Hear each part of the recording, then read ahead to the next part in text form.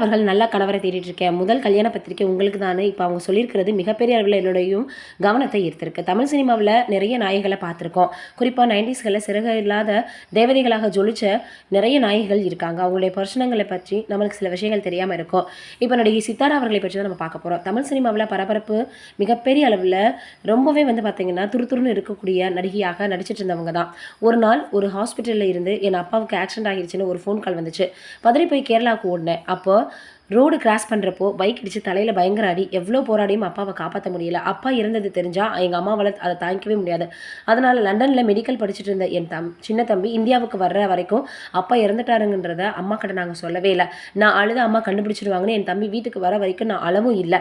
உண்மையை சொல்லணும்னா அன்றைக்கி நான் உள்ளுக்குள்ளே துண்டு துண்டாக உடஞ்சிட்டேன். நடிகை சித்தாராவினுடைய இந்த பேட்டி மிகப்பெரிய அளவில் ரொம்ப பார்த்தீங்கன்னா எல்லோரையுமே மனமுருக வச்சுருந்துச்சு. எந்த அளவுக்கு மன உறுதி அவங்க இருந்திருப்பாங்க அப்படின்றதுக்கு ஒரு உதாரணம். சித்தாரா அவர்கள் டாக்டராக ஆசைப்பட்டாங்களாம். அந்த அளவுக்கு அவங்களுக்கு அதில் ஆர்வம் இருந்திருக்கு. அதற்கப்புறம் சித்தாரா மோகினி ஆட்டத்தில் எக்ஸ்பர்ட். கேரளாவில் மோகினி ஆட்டத்திற்கு புகழ்பெற்ற இன்ஸ்டியூட் ஒன்றில் மோகினி ஆட்டம் கற்றுட்டு இருந்தாங்க.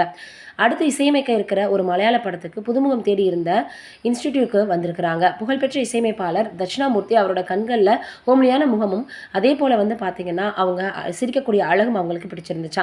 13 வயசில் சித்தாரா இருந்திருக்கிறாங்க. நாயகியை கண்டுபிடிச்ச திருப்தியோட சித்தாராவோட அப்பா கிட்ட பேச, சினிமா பேக்ரவுண்டு இல்லாத குடும்பம் எங்களோடது, என் பொண்ணுக்கு நடிக்கலாம் தெரியாது, டாக்டருக்கு படிச்சுட்டு அவங்க நல்லபடியாக இருக்கட்டும்னு சொல்லியிருக்கிறாரு. அதுதான் அவங்களுடைய ஆசைன்னு சொல்லியிருக்கிறாராம். ஆனால் அதற்கப்புறம் எப்படியோ பார்த்தோன்னா அவங்கள நடிக்க வச்சுட்டாங்க.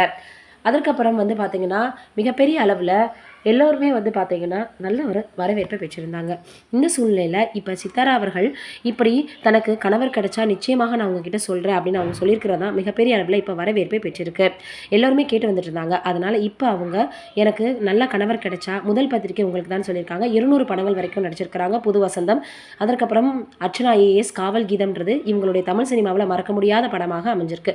நீங்கள் என்ன நினைக்கிறீங்க இவங்களை பற்றி அப்படின்றத மறக்காமல் கீழே இருக்கக்கூடிய கமெண்ட்டில் சொல்லுங்கள்.